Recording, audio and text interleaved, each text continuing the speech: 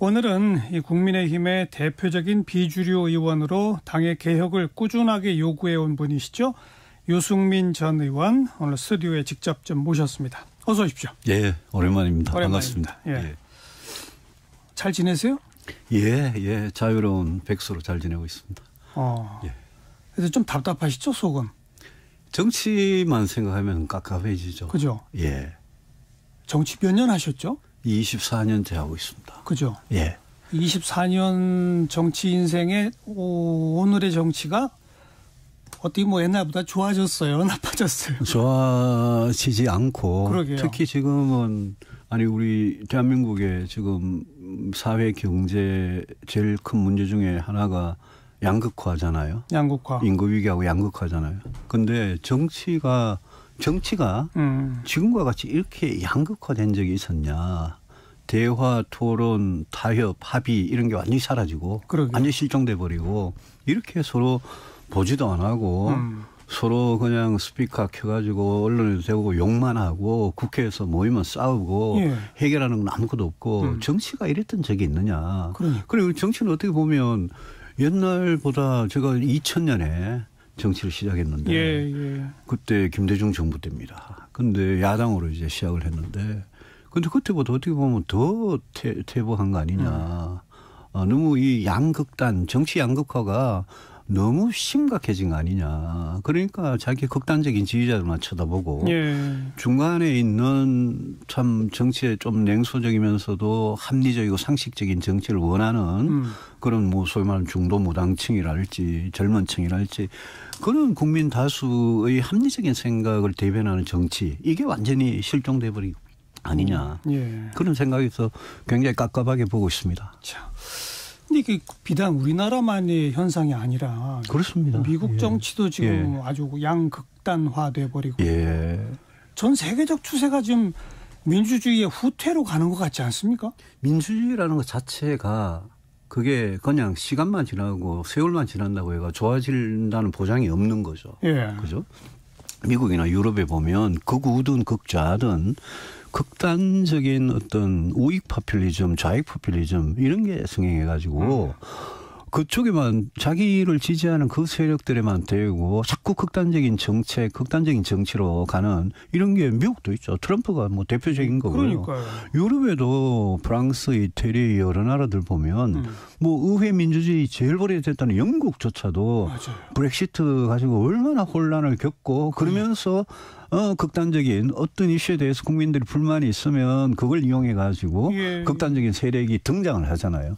그게 이제 2차 대전 전에 나치즘 뭐 이런 게 다 그런 거 아니겠습니까? 그래서 이게 민주주의라는 게 진짜 우리가 제도를 잘 만들고 또 정치하는 사람들에 대해서 감시와 견제하고 이런 장치들이 잘 작동하지 않으면 이게 언제 이 완전히 극단적인 정치로 빠져버릴지 모르는 그런 거죠. 그러니까 요즘 전 세계적인 정치의 어떤 퇴보 현상을 보면서 저는 근본적인 어떤 회의, 질문 이런 거 갖게 되는 게 어떤 이성적이고 합리적인 대화와 토론을 통한 이 수기 민주주의라고 하는 이게 인간 본성하고 안 맞는 거 아닌가? 저는 그렇게까지는 생각하지 않습니다만 이제 굉장히 포퓰리스트들은 굉장히 이제 선동하고 이런 게 굉장히 감정에 호소하는 부분이 분명히 있죠. 그렇지만 모든 인간이 다 그렇게 그 정치가 그렇게 되길 바라는 건 또 아니고 정치가 잘 돼야 그 나라가 잘 되잖아요. 그거는 분명하잖아요. 당연하죠. 상식적인 이야기잖아요. 그럼요. 그리고 오늘날 잘 사는 나라, 부강한 나라, 국민이 행복한 나라 이런 데는 전부 과거에 정치를 잘했고 맞아요. 그걸 발전을 시켰거든요. 그런 나라들 중에 현재 와서는 보면 또 약간 퇴보한 나라도 있지만 그래 전 세계적으로 뭐라 그럴까요? 민주주의 위기, 민주공화국의 위기 이런 게 이제 분명히 있는데 우리 같은 경우에는 우리 정치를 어떻게 발전시킬 거냐 그걸 가지고 정치하는 사람들이 정말 그 각성을 해가지고 정치를 어떻게 하면 이 지금의 양극화에서 벗어나서 정치를 어떻게 하면 개혁할 거냐 저는 이게 뭐 최대의 화두라고 봅니다. 그러니까 뭐 근본적으로 그 민주주의가 인간 본성에 맞느냐 이건 좀 너무 좀 나간 얘기고 결국은 정치를 이끌어가는 주요 리더들이 어떤 식으로 정치를 바라보느냐 이거 제일 중요한 거 아니겠습니까? 그리고 거기에 이제 민주주의의 어떤 선거에 의한 다수와 소수의 문제가 있지 않습니까? 그러니까요. 그러니까 한 표만 더 권력을 의회든 대통령이든 예? 권력을 잡잖아요. 그럼 그 권력을 잡은 측이 이 권력을 자기를 찍지 않은 국민들, 그 국민들이 원하는 거기에 대해서 뭘 하느냐가 저는 정치의 그렇죠. 품질하고 그렇죠. 직결된다고 보거든요. 그런데 예. 그게 너무 지금 같은 상황에서는 윤석열 대통령과 이재명 대표 지난 대선에 붙었던 두 사람이 여전히 지금 극단적으로 대립하고 맞아요. 있잖아요. 네. 너무 심각한 문제고 이거를 하나의 타파하고 정치를 변화시키는 계기가 결국 우리나라에서 총선 아니면 대선인데 선거죠. 그렇죠. 그 선거에서 예. 우리 정치를 어떻게 변화시킬 거냐. 만약 총선 이후에 지금보다 더한 양극단의 정치가 만약 더 심하게 된다면 절망적인 거죠. 네. 오늘 윤석열 정부 대통령에 대한 평가부터 한번 해보시고 예. 몸담고 계신 여당 국민의힘도 예. 평가해보고 야당도 좀 평가해보고 예. 내년 총선에 그럼 어떻게 하면 새로운 희망을 좀 만들 수 있을지 요 순서로 한번 이야기를. 그러시죠. 윤 대통령 1년 조금 지났습니다. 예. 점수 몇 점 주실래요? 저는 과락이라고 생각을 합니다. 50점 이하고 저는 그 당초에 이래 아주 극렬 지지층이 기대했던 문재인 정부 5년을 완전히 갈아엎어라. 그거는 어느 정도 했을지 모르겠습니다. 지금도 아직도 전 정권 탓을 하고 있습니까? 그런데 전 정권을 비난하고 전 정권한테 책임을 돌리는 그 유효기간 시효랄까요? 그런 건 저는 이제 지나갔다고 봅니다. 당선된 지 1년 반 지났잖아요. 그래서 윤석열 대통령이 앞으로 대한민국의 미래를 위해서 지금 어떤 의미 있는 일을 하고 있느냐. 저는 그 기준으로 이 정부를 보는데 그런 차원에서 보면 굉장히 좀 무능하고 무책임했다. 무책임하다는 거는 대통령께서 그러셨잖아요. 어떤 중요한 국가적인 현안이 있으면 내가 참모들한테 숨지 않고 직접 국민들하고 소통을 하고 설득을 하고 해나가겠다라고 그러셨는데 그게 전혀 이루어지지 않아가지고 진짜 중요한 문제들에 대해서는 대통령이 조금만 좀 자기한테 불리한 이슈다 싶으면 그냥 숨어버리고 말을 안 하시고 이런 현상들이 지금 계속 나타나고 후쿠시마 오염수 그렇죠. 잼버리 사태 그랬죠. 오송 참사, 이태원 참사 때도 그랬죠. 양평고속도로 같은 문제도 그랬죠. 그 본인이 또 본인 장모가 법정 구속됐는데도 아무 말도 안 하고 국가적인 현안이나 본인이 직접 해명을 해야 될 부분에 대해서 안 하고 대통령이 주로 말씀을 보면 반국가 세력을 찍어가지고 이권 카르텔을 찍어가지고 어제도 보니까 이념 시대 착오적인 이념이다 이러고 또 이렇게 사기성이다 이런 말씀을 하시던데 대통령께서 너무 과거에 이명박 정부 때 그 뉴라이트 그런 쪽으로 너무 가신 것 같아요. 어떻게 보면 대한민국에서 지금 가장 이념적으로 너무 편향된 분이 대통령 본인 아니냐 이런 생각이 들고 그러면 우리가 결국 국민들이 원하는 거는 경제와 민생을 살려달라 이거 아니겠습니까? 그런데 지난해와 올해 경제는 보면 올해는 1% 초반대로 간다 그러고 내년 전망도 지금 계속 낮아지고 있는 정도로 경제 민생은 굉장히 참 먹고 살기 힘든데 이런 상황에서 대통령께서 5년의 임기라는 짧은 임기가 굉장히 빨리 지나는데 이 임기 동안 진짜 나라의 미래를 위해서 필요한 경제 사회 분야의 개혁은 뭐를 지금 하고 계시냐. 인구 위기 저는 한 거 아무것도 없다고 보고요. 교육개혁 공교육이 살아났습니까? 노동개혁도 무슨 검폭을 때려잡고 민노총을 때려잡는 게 노동개혁 전부가 아니잖아요. 노동개혁은 노동시장의 이중구조를 어떻게 하면 해소하고 노동자들한테 사회안전망을 보장하면서 어떻게 하면 이 노동시장을 유연하게 하느냐 이런 어떤 북유럽 국가들이 했던 그런 개혁을 우리도 해낼 수 있어야 되는데 그런 게 다 없단 말입니다. 그러고는 굉장히 지엽적인 그런 이슈에 매달리는 것 같아서 저 보면 이 정부의 무능과 무책임이 지금 이 대통령에 대한 국정 지지도 거기에 그대로 반영되어 있는 것 같습니다. 인구 위기가 표면으로 드러나는 영역들이 교육 문제. 교육, 연금, 노동 이런 거는 노동 이거잖아요. 그렇습니다. 윤 대통령이 거의 3대 개혁이잖아요. 취임 직후에 3대 개혁을 해야 한다고 말은 했는데 조금 아까 표현하신 것처럼 노동개혁은 이 건폭 때려잡기, 교육개혁은 학원 때려잡기. 학원 때려잡기. 예. 일종의 이권 카르텔과의 예. 전쟁. 예. 이런 식의 접근만 하고 있어서 진짜 아젠다를 잘못 설정하고 있는 거 아니냐 이런 거죠. 예, 그래서 물론 건폭도 잡아야 되고 예. 학원의 어떤 그 비리 부정도 잡아야 되죠. 그렇습니다. 근데 거기서만 머무르면 안 되는 거 아니에요? 그렇습니다. 그런데 그거는 대통령이 할 일이보다 검찰과 경찰이 할 일이잖아요. 예. 평소에 예. 교육부가 할 일이고. 근데 대통령은 내가 임기 5년을 대한민국의 어떤 발전을 위해서 내가 이런 변화, 이런 개혁을 꼭 하겠다라는 그 어떤 내용을 잡았어야 되는데 그게 안 보이는 거죠. 그걸 내놓지 그만큼 준비가 안 된 거죠. 내놓지 않고 또 그 교육이나 노동이나 연금 개혁은 전부 법 개정이 필요한 것들이라 그렇죠. 야당과 대화하고 예. 사회 대타협을 이루어야 되는데 그렇습니다. 예. 대화가 전혀 없잖아요. 노사정 대타협 같은 게 노동계획에 꼭 필요한 거거든요. 그러니까요. 그러려면 민노총이든 한국노총이든 아니면 비정규직 대표든 이분들하고 끊임없이 대화해야 될 뿐 아니라 방금 말씀하신 대로 국회에서 뭐고 법이 통과돼야 될 거 아닙니까? 예.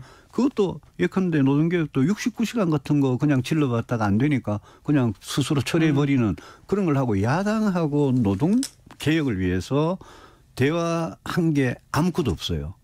그러니까 뭐 야당 대표도 안 만나고 또 여당 대표도 야당 대표가 안 만나고 맨날 싸움만 하고. 예.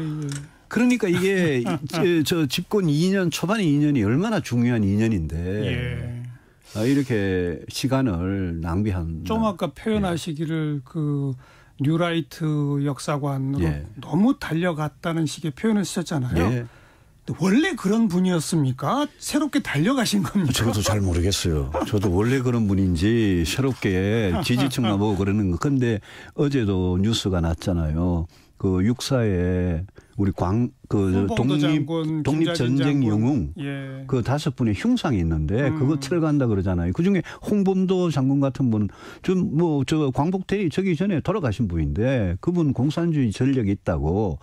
근데 이런 거를 저는 이렇게 생각합니다. 저는 대한민국의 정체성에 진짜 맞으려면 진보 정당이든 보수 정당이든 저는 종북도 안 되고 친일도 안 된다고 저는 생각을 합니다. 예. 저는 그 원칙은 어느 정당이 지켜야 한다고 생각하는데 우리가 과거 문제 이걸 이야기할 때 예컨대 백선엽 장군 같으면 분명히 만주군에 일본 만주군에 거기에 근무했던 그것도 2차 대전 바로 전에 한 5년간 근무했던 기록이 있거든요. 그런데 그런 기록은 지우고 홍범도 장군 말고 나머지 4분은 거기에 공산주의에 뭐 공산당이 가담했거나 이런 경력이 전혀 없으신 분들이에요.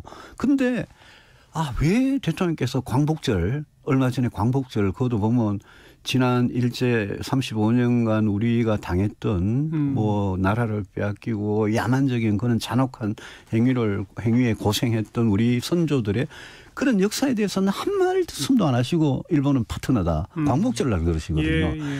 그런 것들이 이제 뭐라 그럴까요? 좀 대한민국 대통령으로서 지금 일본한테 아낌없이 퍼주고 계시잖아요. 그리고 이게 이분의 머릿속에 대한민국 역사 또 대한민국이라는 나라의 정체성 이건 뭔가 의문이 드는 거죠.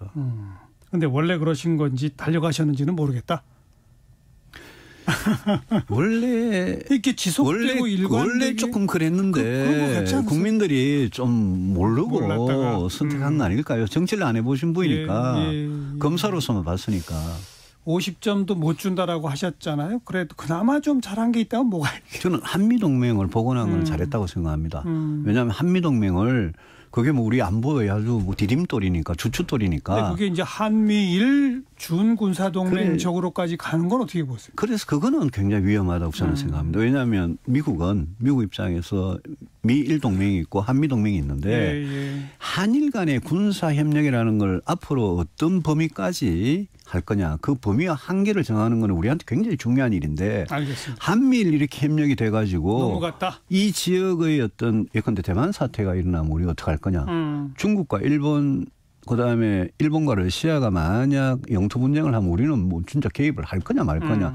이런 문제에서 모든 게 정해진 게 아무것도 없는데 한일 군사 안보 협력을 본격적으로 시작하는 거는 저는 그거는 굉장히 위험한 일이다. 알겠습니다. 대통령에 대한 평가, 정부에 대한 평가했고 몸담고 계신 국민의힘 우선 대통령 되자마자부터 집요한 노력 끝에 이준석 대표를 쳐내고 뭐 후보 단일화도 했던 안철수 의원과도 좀 관계가 멀어지고 예. 현 지도 체제를 만드느라 굉장히 공을 들였잖아요. 예. 그죠? 예. 왜 그랬다고 보세요? 그 당을 이제 윤석열 당으로 이제 바꾸려고 그랬던 것 같습니다. 그럼 내년 그 총선에 정치를 안 했기 때문에 내년 총선 공천을 전부 좌파 세력으로. 저는 뭐 당연히 그렇게 할 거라고 봅니다. 100% 공천. 그렇게 하면 총선이 이길까요? 총선에 아마 이긴다고 착각하고 계실거나 아니면 총선에 저도 관계없다 이런 생각을 하실지도 모르겠어요. 제가 어떤 기시감이 드는 게 2016년 총선입니다. 그때 유승민과 친한 개혁 세력들을 다 죽이려고 진박간별사라는 게 맞아요. 등장을 해가지고 그때 170석 180석 얻는다는 이긴다는 총선을 결국 지고 그때 기호 1번 내주고 2번이 된 겁니다. 그 총선에서. 그때 완장찬 홍위병들이 설치는 거하고 똑같아요. 지금 보면 거의 똑같이 가고 있어서 저는 이대로 가면 국민의힘이라는 정당이 국민 눈에 보시기에 옳고 그름을 판단하는 능력을 잃어버린 것 같아요. 시시비비를 못 가리고 대통령과 정부가 아무리 잘못해도 그럼 공천 못 받으시겠네? 저는 뭐 공천 구걸할 생각도 없고 뭐 제 같은 사람은 공천 뭐 주겠습니까? 저는 공천 사실 신청할 생각도 별로 없고요. 저는 그럼 내년 총선에 출마 안 하세요? 저는 아직 결정된 건 아무것도 없습니다. 저는 저한테 지금 제일 중요한 거는 야 정치 이대로 가면 나라가 망하는데 정치를 어떻게 하면 바꿀 거며 그 공간에서 저라는 정말 부족하지만 저라는 정치인이 조금이라도 할 수 있는 일이 뭐냐 이거 열심히 찾고 있습니다. 더불어민주당은 지금 어떻다고 보세요? 더불어민주당이 이 국민의힘한테는 구세주죠. 윤석열 대통령한테도 구세주고 요즘 뭐 수도권 위기론 그러는데 더불어민주당이 이재명 대표 체제로 총선까지 만약 계속 가서 이재명 대표가 뭐 거기도 권력을 행사해가지고 자기 마음대로 공천권을 행사해서 좌지우지하고 더불어민주당이 그런 체제로 가면 지금 민주당의 문제는 도덕 상실, 개혁 정신 이런 거를 완전히 상실한 정당으로 보이거든요. 그런데 그런 민주당을 상대로도 지금 국민의힘이 지도에서 고생을 하지만 수도권 위기론이라고 뭐 그러는데 뭐 새삼스러운 이야기도 아니고 결국 제가 늘 이야기하듯이 중도무당층, 수도권 청년층 표심이 늘 선거를 결정을 하는 건데 승패를 좌우하는데 더불어민주당이 이재명 체제로 만약 이런 식으로 계속 총선까지 가면 그러면 수도권에서 국민의힘을 해볼 만하다. 윤석열 정권, 윤석열 대통령을 국민의힘을 살려주는 그런 민주당이 될 거고 민주당이 만약 이재명 대표가 물러나고 이재명 대표의 꼭두각시가 아니라 진짜 새로운 리더십이 만약 들어서서 제가 이야기했던 중도무당층, 청년층, 수도권의 그 마음, 민심을 흡수하기 시작하면 그거는 국민의힘은 참패죠. 그러니까 지금 양당의 지도부 또 윤 대통령까지를 포함해서 총선 승패를 좌우할 세력을 향해 나가는 정당은 없는 거잖아요. 양쪽 다. 어느 쪽이 먼저 변하느냐. 어느 쪽이 진짜 먼저 변하느냐. 그게 승리의 관건인데 이제 우리 국민의힘 쪽은 뭐 윤석열 대통령의 지지도만 보고 총선을 치러야 되는 상황이고요. 그죠? 거긴 변할 가능성이 별로 안 보이죠. 우리는 뭐 윤석열 대통령이 정말 대우각성하고 변화하지 않는 한은 국민의힘은 변하지 않는다고 봐야죠. 저는 변화의 가능성은 민주당 쪽이 조금 더 있는 것 같아요. 그래서인지 신당 만들어야 된다는 얘기가 여기저기서 좀 나오는데 가능성이 있어요? 신당에 대한 국민들의 어떤 열망이나 지지나 이런 거는 저는 늘 공간이 넓게 열려 있다고 생각합니다. 다만 국민들께서 그런 제3의 합리적이고 개혁적인 세력의 등장에 대해서는 바라고 계시지만 그동안 또 경험을 해보면 늘 제3정당이 나타났다가 기회주의적으로 큰 선거 앞두고 늘 통합당하고 뭐 그랬잖아요. 그랬죠. 그런 데 대해서 국민들께서 저 사람들이 뭔가 일관성 있게 지긋하게 의지와 신념과 새로운 철학이나 비전을 가지고 정치하는 세력이 없다. 이런 데 대한 이 뭐라 그럴까요? 그런 학습 효과도 있으시기 때문에 그래서 신당이 어떤 신당이 나타나느냐가 문제라고 저는 생각을 합니다. 저도 뭐 굉장히 그런 점에서 깊이 고민을 하고 있습니다. 신당 창당도 고민하고 계시다. 저는 뭐 백지 상태에서 모든 가능성을 열어놓고 고민하고 있습니다. 지금 현재 신당 운동을 하는 뭐 일부 세력이 있잖아요. 예. 그런 분들하고 혹시 교감이 있으셨나요? 아직까지는 교감 없습니다. 아직 지금까지는 당 내에도 제가 이 당 내에서 할 거냐 당 밖에서 할 거냐 우리 정치 개혁을 그게 이제 저한테는 굉장히 큰 문제인데 그렇죠. 현실적으로 지금 그동안 정치를 같이 하던 분들 뭐 전현직 의원님들 또 많이 이렇게 조언을 해 주시는 분들 그런 분들 말씀을 듣고 있고 이번 가을과 겨울이 굉장히 좀 총선이 구도를 결정하는데 굉장히 중요한 시기가 될 거라고 생각을 하고 저도 뭐 지금 계속 좀 깊이 생각을 하고 있습니다. 아직 정리가 안 되셨어요? 예, 아직 결심이 선 건 아니고요. 결심이 선 말씀을 드려야죠 국민들한테. 네. 그런데 뭐 공천을 주겠느냐?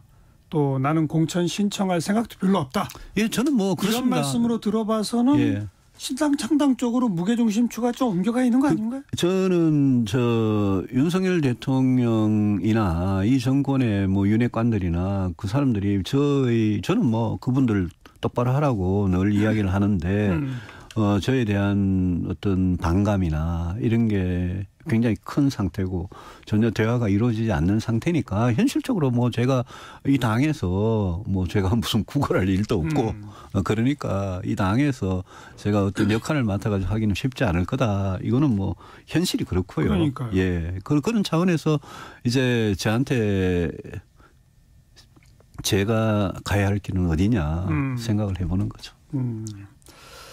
내년 총선을 대비해서 윤 대통령이 대우각성하든지 민주당이 빨리 변화하든지 먼저 변화하는 쪽이 이길 거다. 민주당이 변화하면 국민의힘한테도 굉장히 큰 자극이 될 것 같습니다. 민주당이 만약 뭐 추석 지나서 10월쯤 이재명 대표 전격 사퇴하고 뭐 사법 리스크가 구속까지 갈지 안 갈지 모르겠습니다만은 그러면서 민주당의 이재명이라는 권력이 무너지고 민주당이 거기에 무슨 새싹이라도 이렇게 틔우기 시작하면 그거는 저는 수도권에 지난 2020년 선거에서 우리가 16석 얻었습니다. 맞아요. 121 중에 저는 수도권이 결정을 하거든요. 수도권 참패로 이어진다고 봐야죠. 민주당이 그런 식의 극적 변화를 하면 혹시 유승민 전 의원이 민주당하고 같이 할 가능성도 있어요? 저는 민주당 세력과 같이 할 생각은 별로 없습니다.